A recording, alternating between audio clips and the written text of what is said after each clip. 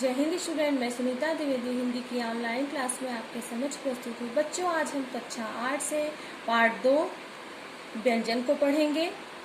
जैसा कि हमने पिछली वीडियो में वर्ण को पढ़ा, वर्णमाला को पढ़ा, स्वर को पढ़ा और स्वर के भेद को पढ़ा। आज हम व्यंजन को पढ़ेंगे। सबसे पहले हम जानेंगे व्यंजन कहते किसे हैं। जिन वर्णों का उच्चारण स्वरों की सहायता से किया जाता है उन्हें हम व्यंजन कहते हैं। अब हम जानेंगे व्यंजन के भेद। व्यंजन के 3 भेद हैं। पहला है स्पर्श व्यंजन, दूसरा है अंतस्थ व्यंजन, तीसरा है ऊष्म व्यंजन। अब हम जानेंगे स्पर्श व्यंजन किसे कहते हैं। जिन व्यंजनों का उच्चारण करते समय वायु उच्चारण स्थान, कंठ, ओष्ठ, तालु, मूर्धा को स्पर्श करती हुई निकलती है उन्हें हम स्पर्श व्यंजन कहते हैं।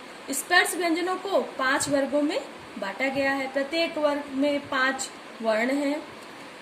प्रत्येक वर्ग का अंतिम वर्ण पंचम वर्ण कहलाता है। जैसे कि स्पर्श व्यंजन कौन कौन से, क से लेकर म तक जितने भी वर्ण हैं वो क्या है, हमारे स्पर्श व्यंजन है। आगे देखते हैं अंतस्थ व्यंजन किसे कहते हैं। जिन वर्णों के उच्चारण करते समय जीभा मुख के किसी भी भाग को पूरी तरह स्पर्श नहीं करती और श्वास का अवरोध अन्य व्यंजनों की तुलना में कम होता है, उसे हम क्या कहते हैं, अंतस्थ व्यंजन कहलाते हैं। इनकी संख्या 4 है। य, र, ल, व, ये हमारे क्या है, अंतस्थ व्यंजन है। अगला देखते हैं ऊष्म व्यंजन किसे कहते हैं। जिन वर्णों के उच्चारण में मुख से वायु विभिन्न भागों से रगड़ खाती हुई ऊष्मा या ऊष्म गर्म होकर निकलती है उसे हम ऊष्म व्यंजन कहलाते हैं। इनकी संख्या भी 4 है। श, ख, स, ह, ये हमारे क्या है, ऊष्म व्यंजन है। अगला देखते हैं उच्चारण के आधार पर व्यंजनों के भेद। उच्चारण के आधार पर व्यंजनों के 2 भेद हैं। पहला है अल्प प्राण, दूसरा है महाप्राण। अब हम देखते हैं अल्प प्राण किसे कहते हैं। जिन व्यंजनों के उच्चारण में कम प्रयत्न करना पड़े और कम समय लगता है उन्हें हम अल्प प्राण व्यंजन कहते हैं। जैसे वर्ग का, जैसे क वर्ग में क, ग, अंग, मतलब वर्ग का पहला, तीसरा और पांचवा। वर्ग का पहला, तीसरा, पांचवा और य, र, ल, व। तो इसको हम लोग फार्मूला से देख लेते हैं। वर्ग का पहला, वर्ग का तीसरा, वर्ग का पांचवा प्लस य, र, ल, व, ये हमारे क्या है, अल्प प्राण है। आगे देखते हैं महाप्राण। जिन व्यंजनों के उच्चारण में अधिक प्रयत्न करना पड़ता है और अधिक समय लगता है महाप्राण व्यंजन कहलाता है। जैसे क वर्ग में ख और घ, मतलब दूसरा और चौथा। च वर्ग में दूसरा और चौथा। ऐसे ही हमारा प वर्ग तक चलेगा। तो इसको फार्मूला से देख लेते हैं। और स, ख, स, ह, ये भी हमारे क्या है, महाप्राण है। फार्मूला से देख लेते हैं इसको। दूसरा, चौथा प्लस स, ख, स, ह, ये हमारे क्या है, महाप्राण है। अब देखते हैं हम लोग वर्णों का उच्चारण स्थान। मुख से ध्वनि निकालते समय हम मुख के विभिन्न भागों का प्रयोग करते हैं।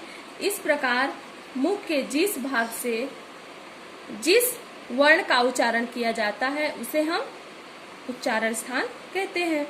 अब इसकी तालिका को हम लोग देख लेते हैं। कौन सा वर्ण कहाँ से निकलता है, किस भाग से। जैसे कि कंठ, अ, आ स्वर निकलते हैं कंठ से। और क वर्ग में 5 आ जाएंगे। और ह, ये कहाँ से निकलता है, कंठ से निकलता है। तालु से कौन कौन से वर्ण, कौन कौन से व्यंजन निकलते हैं। ई च वर्ग में 5 हो जाएंगे। और य और श, बड़ा सा, ये हमारे तालव्य वाले हैं। तीसरा देखते हैं मूर्धा। मूर्धा से री, ट वर्ग और र और श, ये हमारे मूर्धा से निकलते हैं। अगला देखते हैं दंत। दंत से त वर्ग है और ल और सपेरा सा, ये हमारे दंत से निकलते हैं। अगला देखते हैं उ, प वर्ग, ये हमारे ओष्ठ से निकलते हैं। नासिका से वर्ग का 5वां जितने भी वर्ण है वो सब क्या है, नासिका से निकलते हैं, आप लोग जानते ही हो। कंठ तालु से ए, कंठ ओष्ठ से ओ, दंत ओठ से व निकलते हैं। अब हम आगे देखते हैं स्वर तंत्रियों के कंपन के आधार पर व्यंजनों के भेद। हमारे गले में स्वर तंत्रियां होती हैं।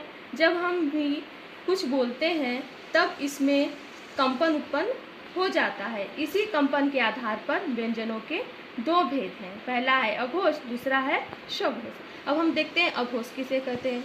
जिन वर्णों का उच्चारण करते समय स्वर तंत्रियों में कंपन उत्पन्न नहीं होता उन्हें हम अघोष ध्वनि कहते हैं।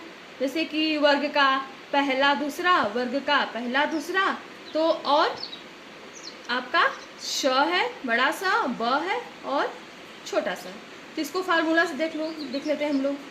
पहला दूसरा प्लस स ब श, ये हमारे क्या है, अघोष ध्वनि है। अगला देखते हैं स्वघोष ध्वनि किसे कहते हैं। जिन वर्णों का उच्चारण करते समय स्वर तंत्रियों में कंपन उत्पन्न होता है उन्हें स्वघोष ध्वनि कहते हैं। जैसे जितने भी स्वर हैं हमारे क्या है, स्वघोष हैं। व्यंजन को देख लेते हैं।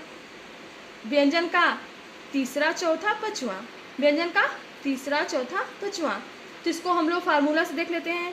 स्वर रहेंगे आपका व्यंजन का तीसरा चौथा पांचवा प्लस य र ल व ह, ये हमारे क्या है, स्वघोष ध्वनि है। अब हम इसका अगला भाग नेक्स्ट वीडियो में पढ़ेंगे।